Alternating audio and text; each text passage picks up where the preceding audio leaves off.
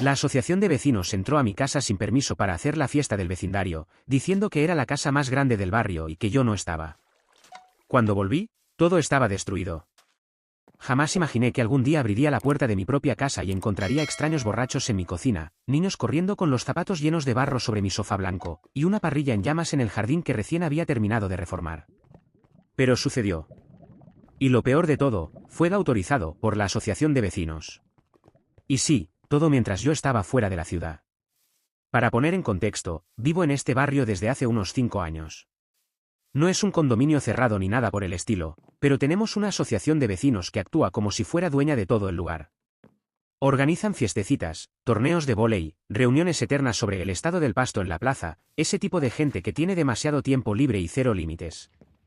Desde que me mudé, siempre me mantuve al margen. Saludo a los vecinos, pago la cuota mensual solo para evitar dramas, pero nunca participé de sus reuniones ni de sus eventos. La verdad, compré esta casa por el terreno y la ubicación, no porque quería formar parte de alguna comunidad. Mi casa, por casualidad, es la más grande de la cuadra. No porque quise presumir, sino porque la compré en ruinas a una pareja de ancianos y fui renovándola poco a poco durante años. Cada rincón tiene mi esfuerzo, mi dinero y mi toque personal. Hace como un mes, me tomé una semana de vacaciones. Fui a visitar a mi hermana en otra ciudad. Avisé a algunos vecinos de confianza, aseguré bien la casa, dejé las cámaras de seguridad activadas y todo impecable. Lo último que me imaginaba era que alguien tendría la cara dura de invadir. Pero eso fue exactamente lo que pasó.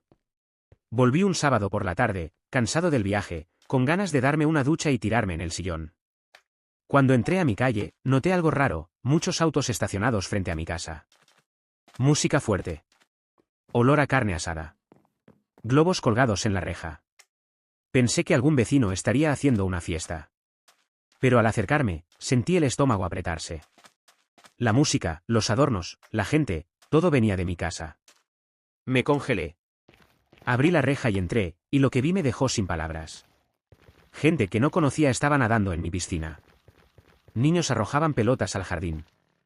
Adultos caminaban por mi casa con vasos en la mano, como si fuera un salón de eventos alquilado. En la cocina, una fila de personas se servía torta de una mesa decorada. Mi alfombra del living, esa que había comprado con tanto esfuerzo, estaba manchada, rota, pisoteada. Una de las ventanas estaba rota. El baño principal, mejor ni describirlo. No podía ni hablar. Entonces se me acercó un tipo con una camisa polo a rayas, cerveza en mano y una sonrisa de imbécil. «Ah, vos sos el dueño. Qué bueno que llegaste, nos preocupaba que no vinieras. Quedó hermosa la decoración, ¿no? La fiesta fue un éxito». Yo solo miraba a mi alrededor, sin poder creerlo. Una mujer revolvía los cajones de mi cocina.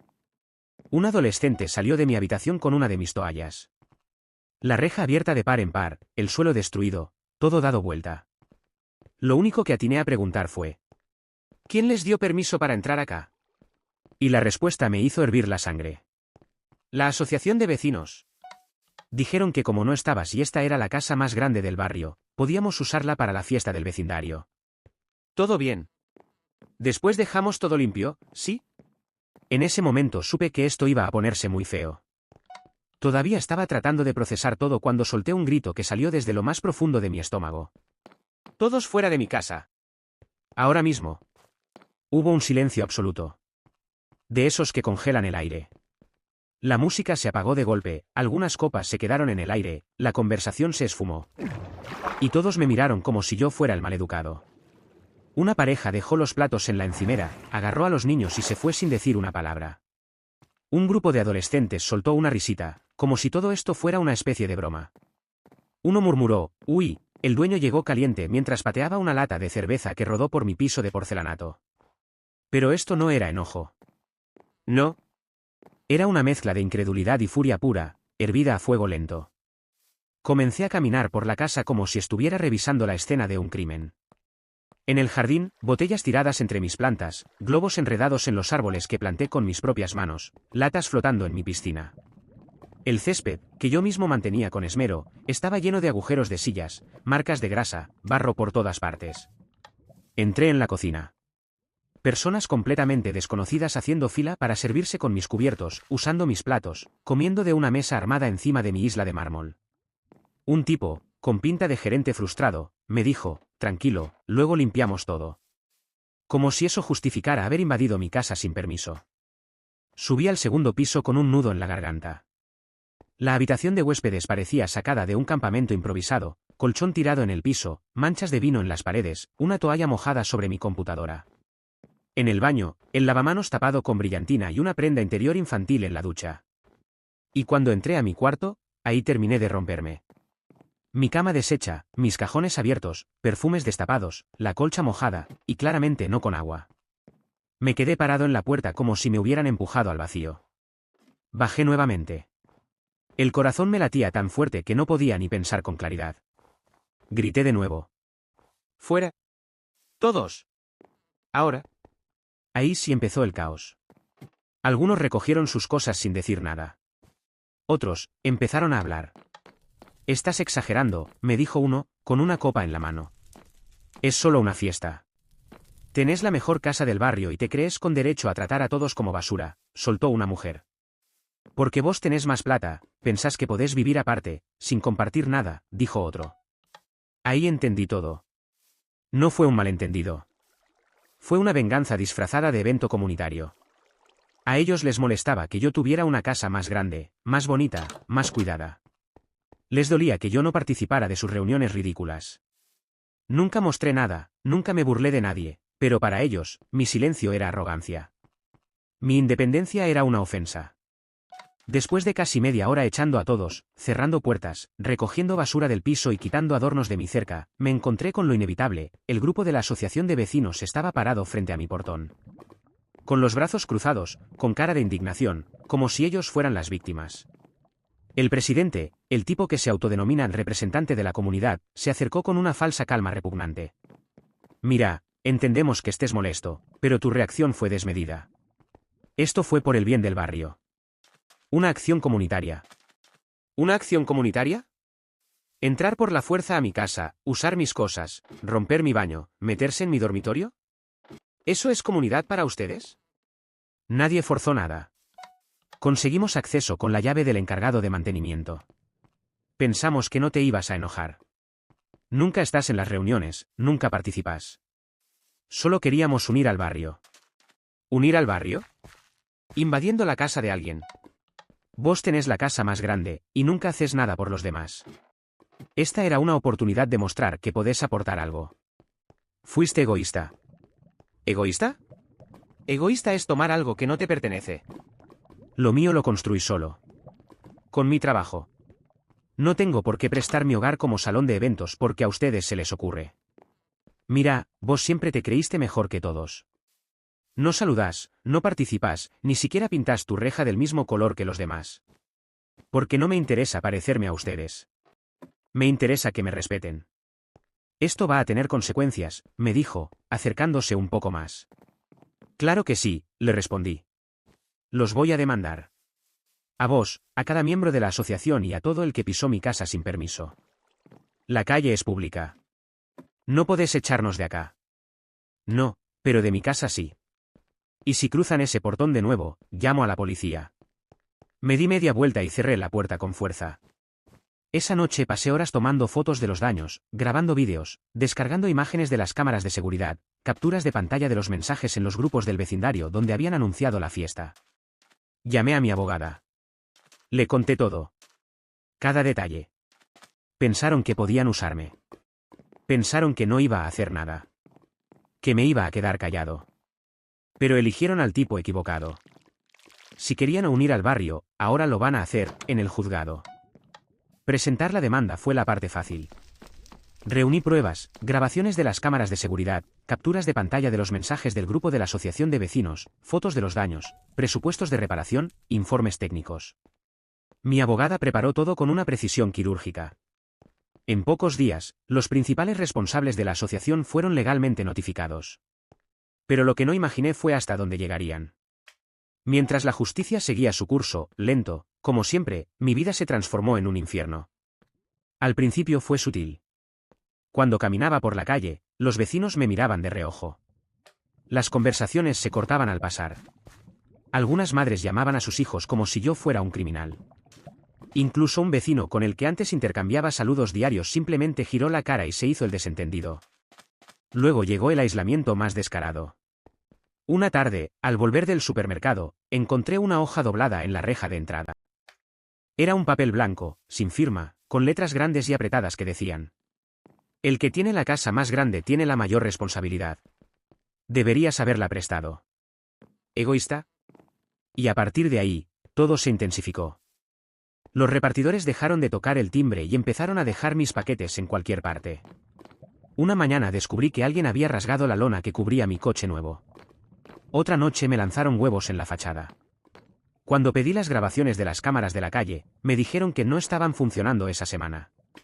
Pero lo peor no fue eso. Fue la campaña de desprestigio. La asociación de vecinos, que ya no se comunicaba conmigo directamente, empezó a distorsionar toda la historia. Corrieron la voz de que yo había iniciado una demanda contra toda la comunidad por haber hecho una fiestita solidaria para una niña enferma. En menos de una semana, yo era el millonario amargado del vecindario. El tipo que odiaba a los niños, que vivía encerrado en su mansión y que usaba la ley para destruir la armonía del barrio. Una vecina, que hasta hacía poco me pedía que le prestara el garaje para cortar camino hacia la escuela, me gritó desde la vereda de enfrente: ¿te crees que vivís en un castillo? Y en una reunión informal de vecinos en la plaza, escuché a un señor decir en voz alta: quien vive en una casa así y está solo, es porque no sabe convivir con nadie. Los adolescentes no se quedaron atrás. Empezaron a patinar en mi vereda, a golpear con fuerza el portón con sus tablas, a gritarme cosas como el rey de la torre o el dictador del silencio. Y todo giraba en torno al mismo argumento: ni siquiera estaba en casa. Como si por haberme ido unos días tuviera menos derecho a mi hogar. Como si tener una casa más grande significara que todos podían entrar sin permiso. Como si no compartirla me convirtiera automáticamente en el enemigo. Una tarde, en la panadería, dos mujeres comenzaron a cuchichear apenas me vieron. Una de ellas dijo en voz alta, sin disimulo: el típico tipo que lo tiene todo y no quiere compartir nada. Si yo viviera ahí, jamás me comportaría así. Y en ese momento entendí. No estaban enojados porque yo hice algo mal. Estaban enojados porque no les dije que sí. Porque puse un límite. Porque no me dejé usar. Desde entonces empecé a evitar salir. Ya no estacionaba afuera, cerraba las cortinas del segundo piso, usaba auriculares dentro de casa para no escuchar los comentarios. Me volví un extraño en mi propio barrio. Y el juicio seguía. Lento. Documentos, declaraciones, audiencias. Todo formal, todo técnico. La justicia se mueve a su ritmo, pero mientras tanto, yo vivía en un constante estado de tensión. Aún con todas las pruebas de mi lado, había días en los que dudaba si realmente valía la pena. Si no sería más fácil vender la casa y empezar de nuevo en otro lugar. Pero entonces miraba a mi alrededor. Las manchas en la alfombra. Las marcas en la pared. El espejo del baño trizado. Las fotos del desastre que alguna vez fue mi dormitorio. Y recordaba el momento exacto en que abrí el portón y vi desconocidos ocupando mi espacio como si fuera un salón comunitario. Sí. Valía la pena. Querían que sintiera vergüenza por defender lo que es mío. Querían que me rindiera por cansancio. Pero yo iba a ir hasta el final. Porque si ellos pensaban que podían usarme como querían, iban a aprender, en carne propia, que no todos se quedan callados. Me desperté ese día con el corazón acelerado. La audiencia final del juicio estaba programada para las 10 de la mañana, pero yo ya estaba caminando por la casa desde las 5, sin poder quedarme quieto. Era como prepararse para una batalla, y en cierto modo, lo era. Yo no solo estaba peleando por los daños materiales, sino por algo mucho más profundo, por mi dignidad, por el respeto que me arrebataron el día que decidieron, como grupo, que mi casa era de todos solo por ser la más grande. Me senté en la sala del tribunal con mi abogada a mi lado. Al otro extremo estaban los representantes de la asociación de vecinos, con caras de arrogancia cuidadosamente disfrazadas de serenidad. Reconocí a casi todos. El presidente, la mujer que me gritó en la calle, el tipo que dijo que mi casa estaba desperdiciada conmigo. Todos ahí, incómodos, nerviosos, murmurando entre ellos, como si aún creyeran que podrían salirse con la suya. El juez entró. Se hizo un breve repaso del caso. Y en menos de 20 minutos, la sentencia cayó como una bomba. Culpables. Todos. La asociación de vecinos fue considerada responsable por invasión de propiedad, daños materiales, uso indebido de residencia privada y difamación. El fallo fue claro, tenían que pagarme una indemnización altísima. No solo por los daños físicos a mi casa, sino también por el hostigamiento que viví durante meses y por el intento de arruinar mi reputación con mentiras. Nadie dijo una palabra. Ni un murmullo. Solo caras pálidas y miradas perdidas, como si recién en ese momento se dieran cuenta de que no estaban por encima de la ley.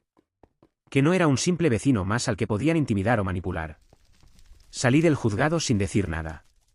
Me subí al coche, cerré la puerta y me quedé sentado ahí, respirando hondo, sintiendo un nudo liberarse del pecho. No celebré. No sonreí. Era una victoria, sí, pero no era alegre. Era necesaria. Con el dinero de la indemnización, hice lo que tenía que hacer, reconstruí. Primero, lo básico. Nuevas puertas, ventanas de seguridad, cerraduras electrónicas, cámaras de vigilancia con reconocimiento facial. Instalé sensores, alarmas, luces automáticas y un portón de acero con un cartel bien grande, propiedad privada. Ingreso solo con autorización judicial.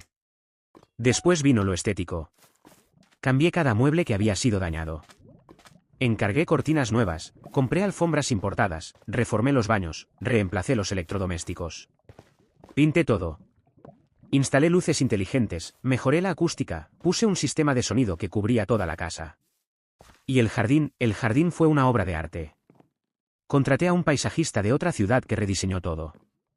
Césped nuevo, plantas nativas, luces LED empotradas, un deck de madera de primera, una nueva piscina con borde infinito. Todo rodeado por un muro alto, liso, sin puntos de apoyo, imposible de escalar y lo suficientemente imponente como para que nadie se animara siquiera a mirar por encima. Y ahí fue cuando empezó lo verdaderamente interesante. Los vecinos se volvieron locos. Pasaban despacio con los coches, intentando espiar. Se paraban en la vereda fingiendo hablar por teléfono solo para ver las obras. Uno se atrevió a tocar el timbre para preguntarme si iba a haber fiesta de inauguración de la reforma.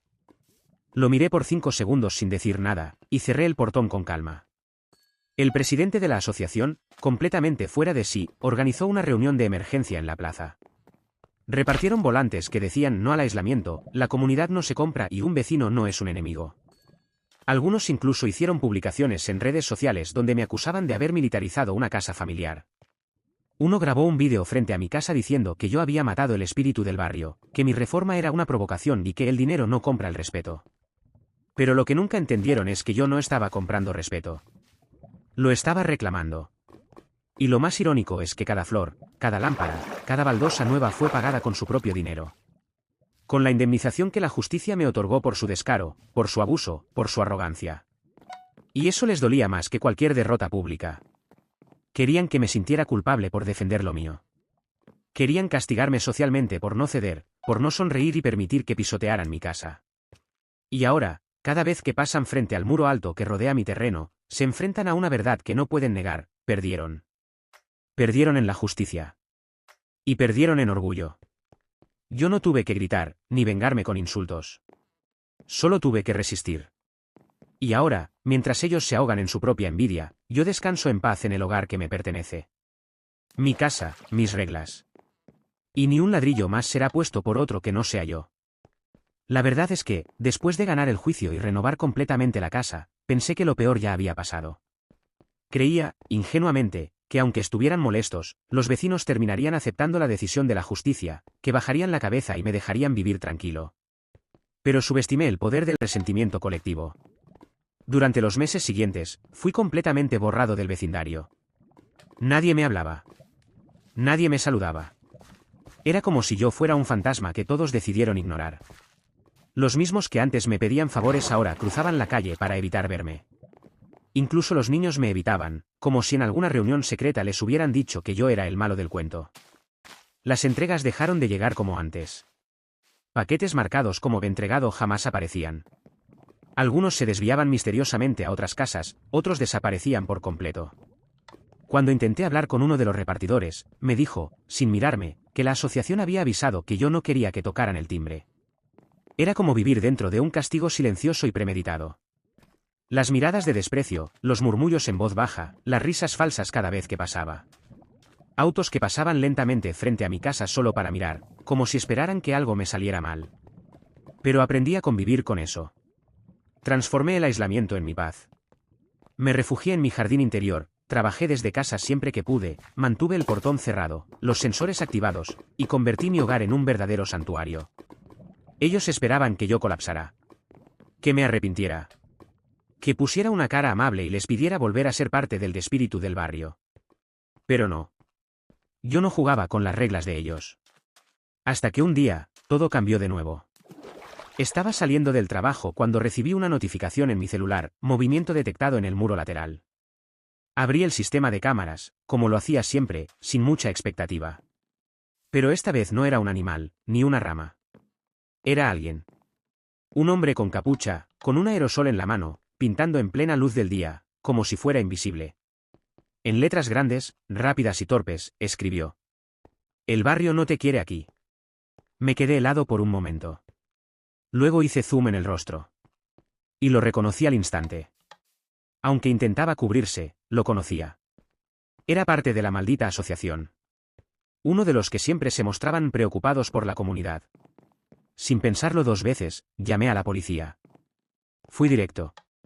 Preciso. Les di la dirección exacta, envié el vídeo en tiempo real y esperé. Mientras tanto, no dejaba de mirar el celular. Él seguía ahí, tan tranquilo, firmando con un símbolo, como si estuviera dejando su obra maestra.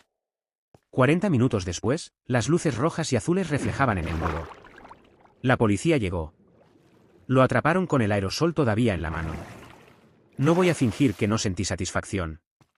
Porque la sentí. Mucha. Era la primera vez que alguien de ese grupo enfrentaba una consecuencia real por cruzar una línea.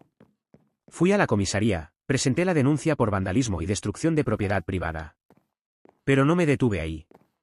Con todos los antecedentes acumulados, las pruebas, los testimonios, los ataques anteriores, el juicio ganado, armé una denuncia formal contra la Asociación de Vecinos por acoso colectivo, incitación al odio y hostigamiento reiterado. Y esta vez, no era solo mi palabra contra la de ellos. Las autoridades comenzaron una investigación.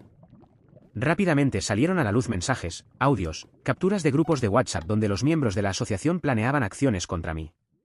Incluso había uno donde decían textualmente: "Si no se va solo, lo vamos a hacer sentir incómodo hasta que se canse". El escándalo fue inevitable. La municipalidad intervino. Y, con la magnitud del caso, la Fiscalía emitió una resolución, la Asociación de Vecinos fue disuelta oficialmente y sus actividades prohibidas. No más reuniones. No más cuotas. No más comunidad organizada. El grupo dejó de existir. Y sin embargo, ¿sabes quién siguió siendo el villano? Yo. A pesar de todo. A pesar de las pruebas. A pesar de que la justicia ya me había dado la razón 2 veces. A pesar de que fui víctima de una invasión, de un linchamiento social y ahora de vandalismo directo. Seguía siendo el señalado. El exagerado. El rico egoísta que no supo compartir. Escuchaba frases como: "Era necesario llegar tan lejos. Podrías haberlo solucionado hablando. Mataste el espíritu del barrio". Pero yo no me arrepiento. No me arrepiento de haber defendido lo mío. No me arrepiento de no haberme dejado pisotear. Porque si no me hubiese plantado desde el primer momento, si hubiese cedido por las buenas, hoy ni siquiera tendría un lugar al que llamar hogar. Ellos eligieron el camino de la arrogancia, del abuso, del acoso colectivo. Yo solo elegí el único camino que me dejaron, el de la justicia. Y si eso me convierte en un villano en sus ojos, entonces que lo sea. Prefiero ser el malo que dijo basta, que el tonto que lo dejó pasar. La verdad es que ganar no significa paz. Lo aprendí de la manera más dura posible.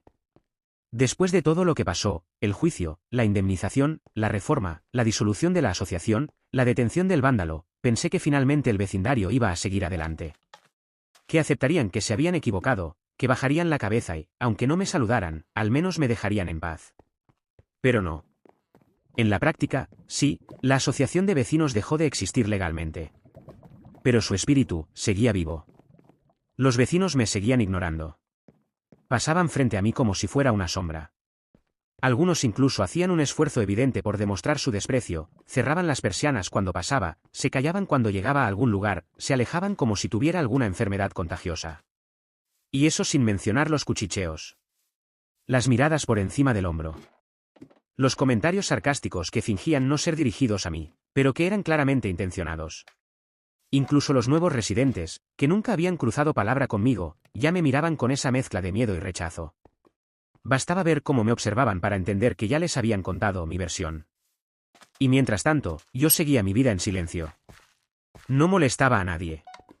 No organizaba fiestas. No hablaba con nadie. Solo salía, trabajaba, volvía a casa y cuidaba de mi espacio. Pero incluso eso parecía demasiado para ellos. Un día, salí a regar las plantas y una vecina me miró desde su balcón con una expresión que decía todo: asco. En otra ocasión, mientras ponía la basura en la vereda, escuché a un grupo murmurar: ahí va el que destruyó el barrio.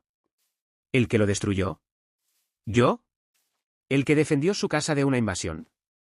¿El que fue hostigado, perseguido y difamado por negarse a ceder su propiedad como si fuera un salón comunitario? Pero para ellos, yo era el que arruinó el espíritu del barrio. Yo era el monstruo. El egoísta. El que no supo compartir. La presión psicológica era constante.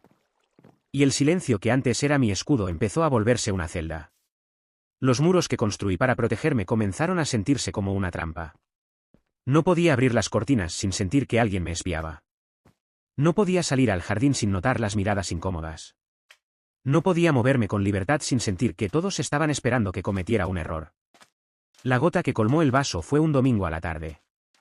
Yo estaba leyendo en la galería cuando un niño, que ni siquiera me conocía, pasó en bicicleta y gritó: el que no comparte, no pertenece. Esa frase me quemó. No porque viniera de un niño, sino porque venía cargada de todo lo que los adultos de este vecindario pensaban. Porque eso era lo que todos querían decirme desde el principio. Que si no me sometía, no podía estar allí. Que si no me alineaba, era el enemigo. Esa misma noche me senté frente a la computadora y, sin pensar demasiado, publiqué el anuncio de la casa en un portal de alquiler. La descripción era clara, profesional. Buen barrio, excelente seguridad, remodelada recientemente, ideal para ejecutivos o familias tranquilas. En menos de una semana, tenía varias propuestas. Fue una decisión dolorosa. Esa casa era mía. No solo en lo legal. Era parte de mí. Cada ladrillo, cada espacio, cada detalle tenía mi historia, mi esfuerzo, mi huella. Pero vivir allí se había vuelto insostenible. Era como ser el único en un bar lleno viendo la final del Mundial, y ser el que se levanta y apaga la tele en el último minuto. Nadie se pregunta por qué lo hiciste. Nadie te escucha si explicas que el televisor estaba echando humo o que el cable estaba a punto de explotar. Solo ven que les quitaste su momento. Y por eso, te odian. No les importaba que estuviera en mi derecho. Que me defendiera. Que actuara con la ley. Les importaba que no me dejé pisotear. Así que alquilé la casa, empaqué mis cosas y me fui. Ahora vivo en otro lugar. Otra ciudad. Otra gente. Nadie me conoce. Nadie me juzga. Nadie me observa. Puedo salir a caminar sin sentir ojos clavados en mi espalda. Puedo vivir. De vez en cuando vuelvo para revisar la propiedad. El inquilino es impecable. Cuida el lugar como si fuera suyo. El barrio sigue igual. Sin asociación. Sin reuniones. Sin espíritu. Solo un montón de vecinos que ya no saben a quién culpar. Y aunque muchos todavía me ven como el villano, yo sé que hice lo correcto. Porque no fui yo quien destruyó el barrio. Fueron ellos, con su arrogancia, con su falsa moral, con su odio enmascarado de comunidad. Yo solo apagué la tele. Y me fui antes de que explotara.